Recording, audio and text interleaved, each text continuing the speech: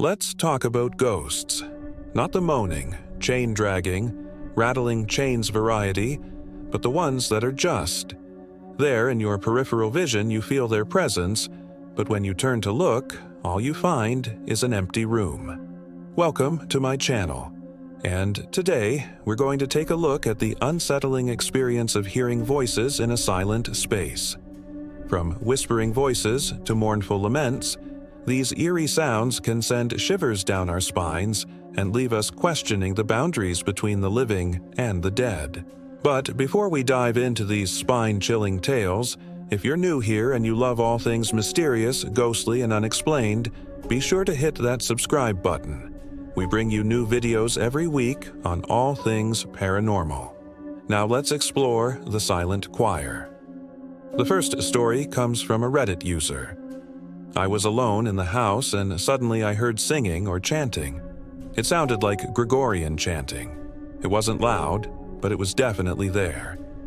Then I heard the sound of footsteps. So they were upstairs and then they started coming downstairs. As the sound of footsteps grew louder, I ran out of the front door and into the backyard. When I turned around, I looked through the window and saw 3 girls in nightgowns walking slowly down the stairs. They walked past the living room window, and I could see them clearly for a split second. Their faces were pale and they had long black hair. They looked to be about 12 years old. Then they disappeared. I never saw them again, but I did hear them singing every now and then. Our next story comes from another Reddit user. I used to babysit for this family who had an old house. One evening, I was in the living room with the 2 kids watching TV when we heard what sounded like whispers coming from the hallway. The whispers sounded like they were arguing, so naturally I went to go investigate. When I came back, I told the kids I didn't hear anything and that it must have been the wind. But shortly after, we heard the whispers again. The whispers seemed to be getting louder and more frantic, and then, just as suddenly as they started, they stopped. Of course, the kids wanted to go check it out this time, so I told them that I would stay in the living room while they went to the other room to see if they could hear anything. As they rounded the corner into the hall, I heard the whispers again and I started to get scared. I called out to them, but they kept walking. I don't remember how long I stood there paralyzed in fear, but eventually the whispers stopped and the kids came back without saying a word. Neither of them ever wanted to go down that hallway again. For our next story, we can go back to Reddit. I've always been sensitive to energy, whether it's people's emotions or, well, energies. I also have sleep issues. I was lying in bed one night around 3 a.m. and I started hearing whispers. I couldn't make out the words, but it was clear that the voices weren't coming from the television or radio. I sat up in bed and listened. I heard the whispers again, and they seemed to be coming from the closet. I went to the closet and opened the door.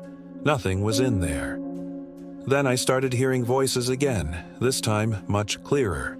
I couldn't make out the words, but I could hear a conversation. I stepped closer, and the voices seemed to fade away. I tried to make out the words, and I heard the name Jessica.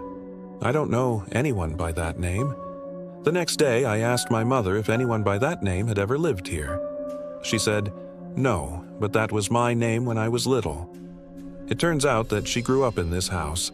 Then I asked her if she had any sisters or brothers.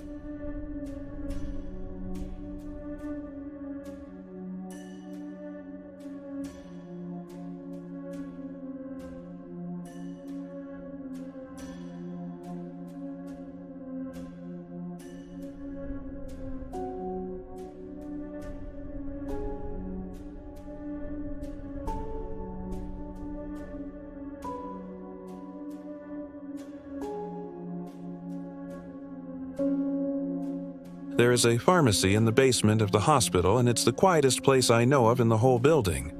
It's often where I go when I need a break. It's also where I keep most of my stuff.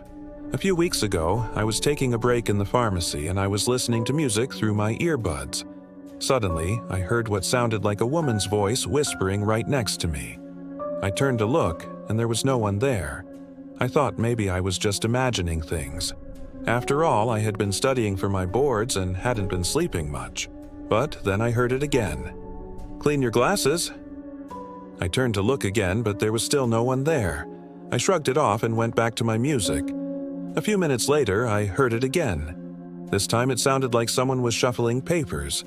I sat there listening, and then I heard, "Clean your glasses" again. That's when I decided to investigate. I checked everywhere, under the desk, behind the cabinets, even in the bathroom, but there was no one there. I'm still not sure what it was, but I haven't been back to the pharmacy since. And for our final story, we have a personal experience from a writer. It was the middle of the night, and I was awoken in my bed by the sound of what seemed to be whispers. I couldn't make out the words, but it sounded like someone was having a conversation right next to me. I turned to look and saw nothing. I thought it must have been a dream until it happened again. This time I reached out to try to grab whatever was there and felt nothing but air. I sat up in bed, and that's when I saw it. Floating above my bed were hundreds of tiny motes of dust, each one illuminated by a faint light. They swirled around in a tight vortex, and it looked like they were reaching out towards me. I watched in fascination as they approached, and then they vanished. I never saw them again, but I continued to hear the whispers for many nights to come. They sounded like the voices of an entire choir, each one whispering different words. I couldn't make out the words, but I could sense their meaning. They were talking about me, and I could feel their presence in the room with me. Sometimes the voices were soft and gentle, and other times they were harsh and accusatory. No matter what they were saying, I could feel their judgmental eyes on me, and it made me feel like I was being watched. I tried everything to get rid of the voices. I prayed, I played loud music, and I even tried to change rooms. But no matter what I did, the voices followed me. It was driving me crazy, and I was starting to lose my mind.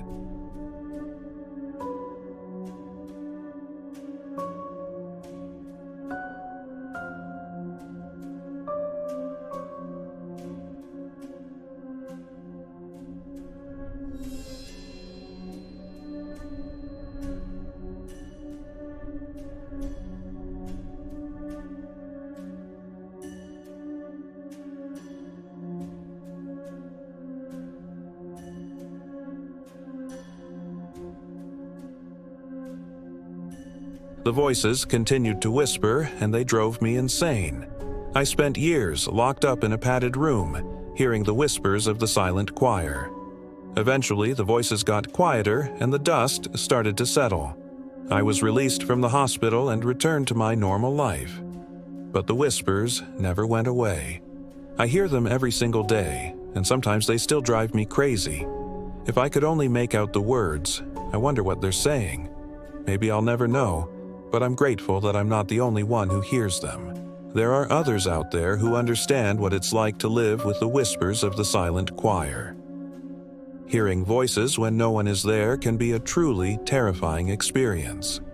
These stories serve as chilling reminders of the unexplained mysteries that still exist in our world. If you've ever experienced anything similar, we'd love to hear your stories in the comments below. Before we go, if you enjoyed this video and want to support our channel, please hit the like button and share it with your friends.